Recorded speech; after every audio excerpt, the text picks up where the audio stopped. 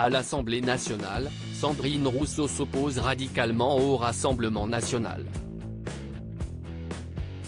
La députée écologiste refuse de considérer le parti lepéniste comme un groupe politique dit classique, et cherche à le renvoyer à son ADN d'extrême droite.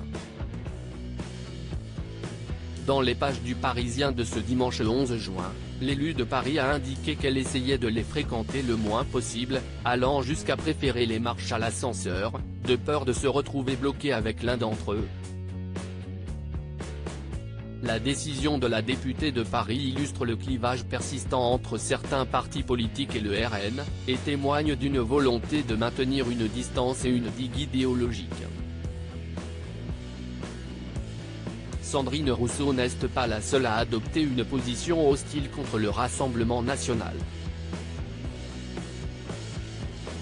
Le député de la France insoumise, LFI, Thomas Porte, et l'élu Renaissance, Laure Millet, sont également engagés dans une cellule de riposte contre le RN, cherchant à débusquer un parti politique qui se planque. Cette vigilance accrue préoccupe certains membres du RN, bien que certains députés estiment que cette attitude s'épuisera avec le temps. Jean-Philippe Tanguy, président délégué du groupe, affirme que le bilan de cette situation sera établi en 2027, lors de l'élection présidentielle.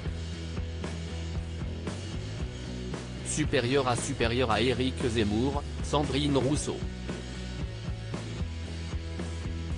Les 20 personnalités politiques les plus influentes sur les réseaux sociaux. Un combat idéologique. Cette division et cette méfiance entre les différents groupes politiques reflètent les tensions persistantes au sein de l'Assemblée nationale.